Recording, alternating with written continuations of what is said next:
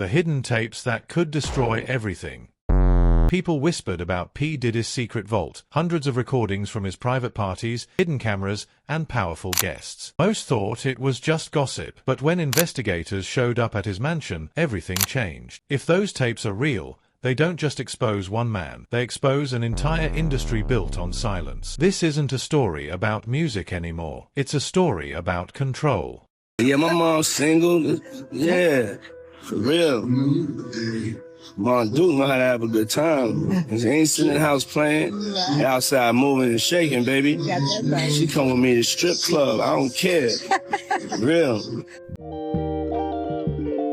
Before the scandals, before the lawsuits and the whispers of hidden tapes, there was only power, the kind that made cameras flash and entire industries bow. Sean Combs, better known to the world as P. Diddy, was the living definition of the American dream. The boy from Harlem who rose from nothing and built an empire that glittered across music, fashion, and business. But what no one saw, or maybe what everyone ignored, was how quickly power becomes addiction, and how an empire built on control eventually collapses under its own weight. In the early 1990s, Diddy wasn't the legend people now whisper about. He was just another hungry intern running around Uptown Records, desperate to prove himself. Fired for being too ambitious, he didn't slow down. He started his own label, Bad Boy Records, and changed the sound of hip-hop forever. The world watched as his artists, the Notorious B.I.G., Faith Evans, Mary J. Blige, became global icons. Every beat carried his name. Every chart hit made his legend grow. Behind his smile was calculation. Behind his charm, a storm was forming. Money flowed like water. Fame followed. The parties became mythic, champagne fountains, oceans of luxury cars, velvet ropes that never opened for anyone except the chosen few. Diddy didn't just want success, he wanted ownership, of music, of people, of the entire culture. When he stepped into a room, the temperature changed. People called it charisma. Others called it fear. He called it business. He built brands, Sean John, Cyrock, Revolt TV, not just to make money, but to build a kingdom where he was both king and god. On stage, he was the dream every kid in New York chased. Offstage, those who knew him closely began to see something darker, the temper, the control, the need to dominate everyone around him. Still, nobody dared question the man who had become the face of black excellence, the mogul who could turn anyone into a star, or bury them in silence. But there were moments, small, almost invisible at first, when the mask slipped. Stories circulated in the industry about sudden outbursts, about people who disappeared after crossing him. Assistants who left overnight. Artists who vanished from Bad Boy's roster with no explanation. The whispers were always the same: don't get too close to Diddy. Still, the press adored him. The public worshipped him. To millions, he was the symbol of hustle, of brilliance, of survival. Only later would people realize that the same qualities that built his empire would be the same ones to destroy it. By the early 2000s, Diddy was more than a producer. He was a brand, a movement, an untouchable figure walking through the flames of controversy without a single burn. Every setback only made him stronger. Even the 1999 nightclub shooting that almost ended his career somehow became another chapter in his myth. He walked out smiling, dressed in white, as if nothing could stain him. And maybe that was true for a while, nothing did. Until the cracks began to show. Behind the scenes, those closest to him started noticing the paranoia. He no longer trusted anyone. Every friend was a potential enemy. Every deal came with conditions. The power that once inspired him began to poison him. He was obsessed with being in control, not just of business, but of people's lives, their choices, even their emotions. As one former associate would later describe, being around him felt like standing next to electricity, thrilling at first, then terrifying once you realized it could kill you. Still, the world kept watching. He dated superstars, appeared on magazine covers, threw million-dollar parties that became cultural events. He laughed louder, dressed flashier, danced harder, as if to convince the world that everything was perfect. But perfection is a lie. Beneath the diamonds, there were secrets too dark to hide forever. And so, as the years went by, admiration slowly turned into curiosity. Curiosity turned into doubt. And doubt, that quiet, dangerous thing, started to spread. People who once praised him began to whisper questions. Why did so many people around him end up broken? Why did his relationships always end in silence and fear? What really happened behind the walls of his mansions when the cameras stopped rolling? By the time the world started asking those questions, it was already too late. The empire was cracking from within. Behind every red carpet photo, behind every speech about success and inspiration, there was a story waiting to be told, a story of control, obsession, and the darkness that hides beneath the light. The truth is, no empire falls overnight. It starts with small tremors, the things we ignore, the rumors we laugh off, the warnings we choose not to believe. For Diddy, those tremors began years before the headlines ever mentioned his name alongside the word abuse. It was all there, in the arrogance, the need for dominance, the belief that rules were for other people.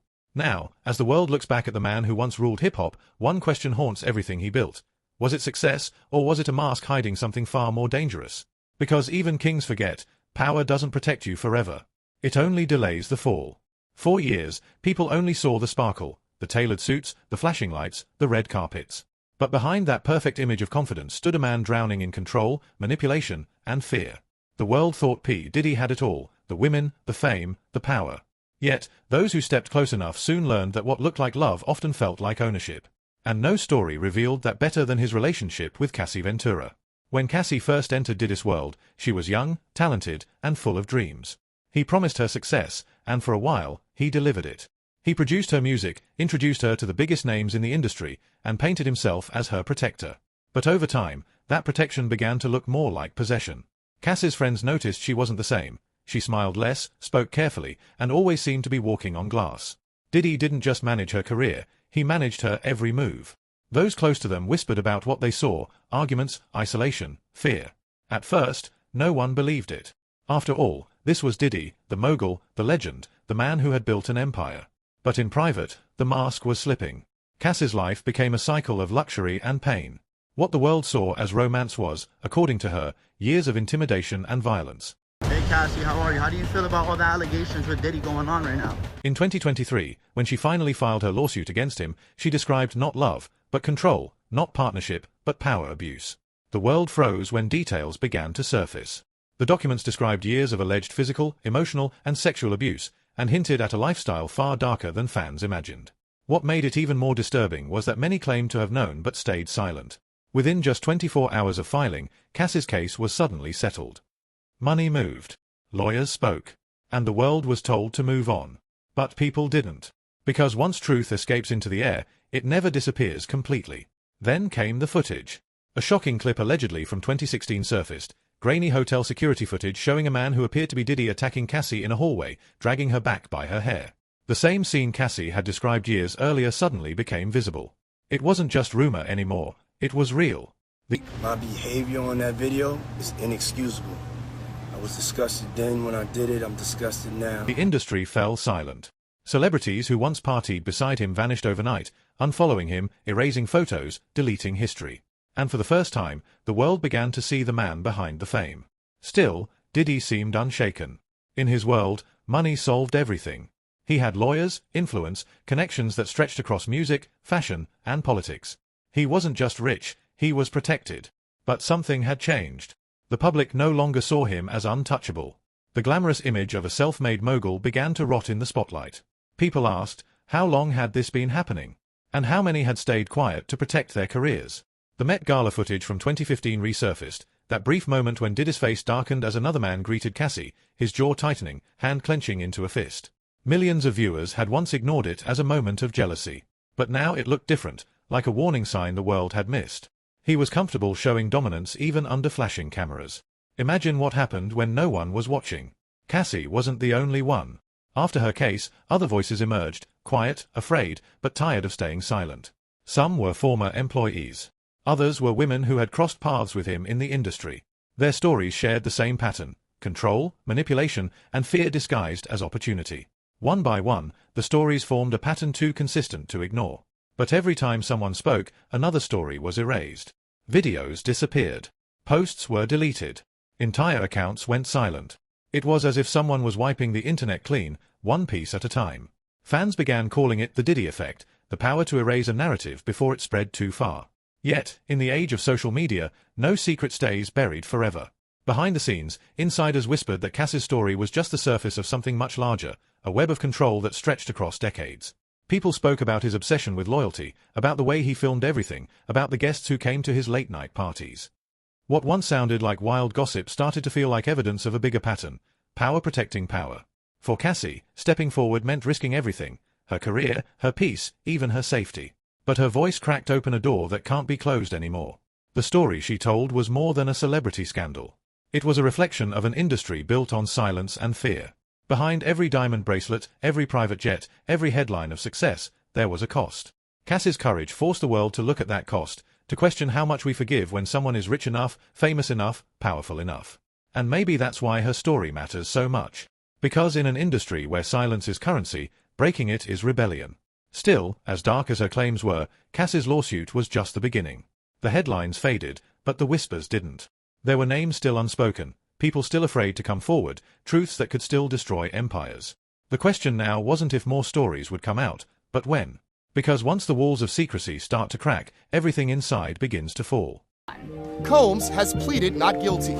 And now we're learning more details about the raid that went down here at Diddy's 17,000 square foot, $61.5 million mansion. Prosecutors revealed they actually found 6 guns in his California and Florida mansions. When Cassie's story broke, people thought it was over. One relationship gone wrong, one powerful man finally facing consequence. But they were wrong. What followed wasn't a scandal. It was an unraveling. Because Cassie's voice didn't just expose abuse, it cracked open a vault that had been sealed for decades. And what leaked out from that vault sounded less like gossip and more like the blueprint of a secret empire. Behind the luxury and the fame, Diddy had allegedly been running something that looked less like a business and more like a system. One built on control, silence, and power. The deeper investigators and insiders looked, the more disturbing the picture became. There were stories about secret parties, the kind no one was allowed to talk about, where phones were confiscated at the door and cameras were hidden inside walls. Some described rooms filled with forbidden substances, with guests that included major celebrities, executives, and athletes. At first, people dismissed it all as wild internet rumors, the usual noise that follows fame. But then came the witnesses. A music producer named Rodney Lil Rod Jones stepped forward, confirming that these parties weren't just stories. In his lawsuit, he claimed he was forced to arrange women, and sometimes even minors, for these private events. He said Diddy paid him to bring people in, to make the night interesting, and that everything was filmed. Hidden cameras in every room. Every moment recorded. Every secret stored away like a weapon. If that's true, it means Diddy wasn't just living a double life, he was collecting leverage. Holding evidence over other powerful men. People started to call it the library, the rumored archive of tapes that could ruin careers, end marriages, and expose an entire layer of Hollywood and the music industry. Suddenly, the silence of celebrities made sense. It wasn't just fear of losing fame, it was fear of exposure. Names began to surface, cautiously, never confirmed, always whispered. A-list singers, producers, even actors. Some people said that's why no one ever spoke against him publicly. How could they, if their own faces might appear on those hidden recordings? And as more pieces of the puzzle emerged, one terrifying possibility began to make sense. Diddy's empire wasn't just about power. It was built on blackmail. Then came the raids. Federal investigators reportedly searched his homes, sprawling mansions filled with luxury, art, and secrets. Agents from the Department of Homeland Security, FBI involvement rumored, questions of human trafficking and financial crimes. But by the time they arrived, Diddy was gone. His private jet had already taken off, headed for the Caribbean. Antigua, some said. Others whispered Dubai. Nobody knew for sure. The internet lit up overnight. Where is Diddy? Became the new question. Some said he was hiding from the law. Others believed he was hiding from someone far more dangerous, the powerful men who might go down with him if those tapes ever surfaced. For the first time, the story wasn't about one man's crimes, it was about a system that protected him. Still, the deeper journalists dug, the darker it became. There were mentions of secret deals, cash payments to silence victims, even untraceable offshore accounts. The rumors of hidden footage grew louder. Some claimed investigators had already recovered drives showing disturbing content. Others said everything had been destroyed years ago. But the truth was simple. Too many people had too much to lose. And then came the connections. Old names. Familiar faces. Justin Bieber. Usher. Chris Brown. Jennifer Lopez. All linked to Diddy in different ways. Protégés, lovers, friends. Some people started to wonder if they were victims too, or if they had simply seen too much. When videos resurfaced showing Diddy with teenage Usher or young Bieber at mentorship retreats, fans began re-watching them with new eyes. What once looked like playful mentorship now seemed unsettling. Bieber once described spending 48 hours with Diddy at 15. LA's a little dusty, but you know, fresh out. Man. Okay. Where would you like to go? I mean, wherever you want to go. So check this out, yo. Justin, you ever seen the movie 48 Hours? Right now, he's having 48 hours with Diddy, him and his boy. They're having the times of their lives, like, you know, where we hanging out and what we doing, we can't really disclose, but it's definitely a 15-year-old's dream. You know, I have been given custody of him. You know, he signed to Usher. I'm signed to Usher. I had legal guardianship of Usher when you know he did his first album. I did Usher's first album. I don't have legal guardianship of him, but for the next 48 hours, he's with me. So yeah, and we gonna go full crazy. Going crazy. Crazy. I'm taking this out tonight. What you wanna do? What you wanna do in the next 48 hours? 48 hours. Let's go. Let's just go get some girls. Let's go get some girls. Man after my heart. That's what I'm talking about. Usher talked about wild things he didn't understand as a teenager. Both stories sounded innocent until you knew what you know now. In 2024, a former security guard who had worked for Diddy over a decade broke his silence. He described the mogul as a man with no limits. He said Diddy enjoyed watching fear, that he recorded everyone, everything. He hinted that what the public knew was only a fraction of the real story. If you think the footage you saw was bad, he said, you haven't seen what's on his servers. Those words sent a chill through the internet. Because if true, that meant there were hundreds of hours of recordings, unseen, protected, waiting to be used. The line between rumor and reality blurred completely. But this wasn't just about celebrities or secret parties anymore. It was about how one man became powerful enough to believe he could do anything, and how an industry looked away for 30 years. Diddy's name wasn't just a brand now, it was a symbol of corruption that ran deeper than anyone wanted to admit. And maybe that's why he ran. Maybe he knew the empire he'd built wasn't just falling, it was exploding. Because when the truth starts spreading, it doesn't stop. And what's worse than being hunted by the FBI? Being hunted by your own past. For decades, he walked through storms without getting wet. Every scandal faded, every rumor died, and every crime was buried under money, charm, and power. But even the most protected men run out of luck. When the walls finally began to close in, the world watched as the legend of P. Diddy, the king of hip-hop, the self-made billionaire, the untouchable mogul, began to collapse under the weight of his own empire. It started quietly. A few legal documents here, a few whispers there. But soon, the floodgates opened. Investigations that had been buried for years were suddenly alive again. Lawsuits from multiple victims surfaced, each one painting a picture darker than the last, a world of manipulation, violence, and control. Once, Diddy was the man who could make or break a career. Now, he was the man whose name no one wanted to say aloud. The music industry, once his kingdom, turned its back. Collaborations vanished, events rescinded invitations, and brands that once flaunted his image scrubbed him clean from their campaigns. The same people who once praised his brilliance now spoke of him in past tense. They called it reputation management. But deep down, it felt like guilt, like a desperate attempt to erase the years of silence that helped him thrive. Still, Diddy refused to disappear. From private villas and offshore islands, his voice echoed through social media, claiming innocence, calling it a witch hunt, insisting that he was a victim of jealousy and conspiracy. Yet every video he posted, every statement he made, only seemed to deepen the cracks. The calm arrogance was gone, the performance had turned into panic. His eyes looked tired. His words carried fear. For the first time, he looked like a man running out of scripts. Behind the headlines, there were darker questions. People began to ask about the mysterious deaths that once orbited his life, like the passing of Kim Porter, the mother of his children, whose sudden death in 2018 still raised eyebrows. Friends of Kim whispered that she had been planning to publish a book, one that could have revealed everything. Weeks later, she was gone. The official report said pneumonia. But the timing, the silence, the confiscated phone, all of it felt too convenient. The tragedy didn't stop there. Former employees spoke of panic inside his circle, drives being destroyed, evidence being moved, people paid to disappear. But no matter how much you bury, truth has a way of clawing its way back to the surface. Investigators continued their search. Agents moved across states and borders. Airports were monitored.